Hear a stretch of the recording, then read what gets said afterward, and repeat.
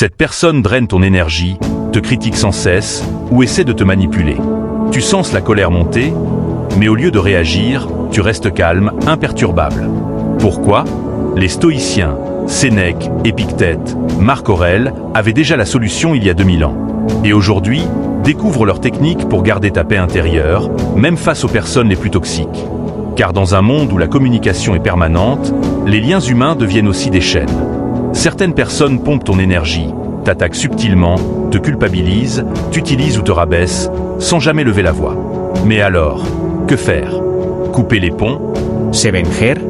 S'effondrer? Non. Les stoïciens avaient une autre stratégie. Marc Aurèle, empereur de Rome, l'écrit sans détour dans Pensée pour moi-même. Lorsque tu te lèves le matin, prépare-toi à rencontrer l'ingratitude, la trahison, l'arrogance, la duplicité. Il ne fuyait pas cette réalité. Il s'y préparait. Pour lui comme pour Sénèque ou Épictète, les gens toxiques ne sont pas une exception. Ce sont des éléments inévitables de la vie. Et la question n'est pas comment les changer, mais comment ne pas leur ressembler. Leur méthode n'est pas la fuite, ni la confrontation. C'est la maîtrise de soi. Épictète nous avertit. Ce qui trouble les hommes, ce ne sont pas les choses, mais l'opinion qu'ils en ont. Autrement dit, ce que cette personne dit ou fait ne te détruit pas. C'est ta réaction qui t'affaiblit. Tu n'as pas le pouvoir de changer l'autre. Mais tu as le pouvoir de choisir ce que tu en fais. Et c'est ça, la force stoïcienne. Ce détachement actif, lucide, libre. Sénèque écrivait. Nous souffrons plus souvent dans notre imagination que dans la réalité.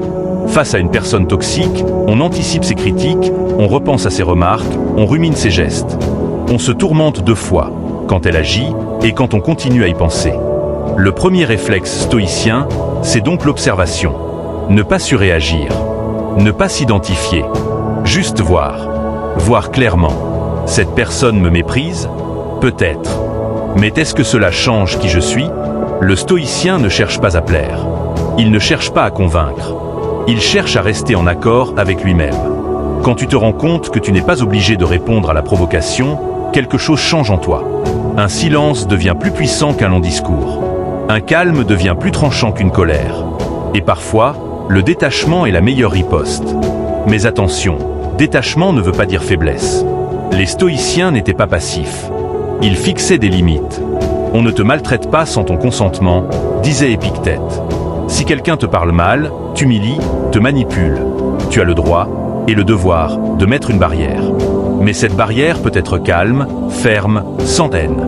Ce n'est pas contre toi, c'est pour moi. Si cette personne revient toujours avec la même toxicité, alors la sagesse stoïcienne permet aussi l'éloignement. Pas par vengeance, mais parce que ta paix intérieure est plus précieuse que n'importe quel lien malsain. Marc Aurèle ne disait-il pas: la meilleure vengeance, c'est de ne pas lui ressembler.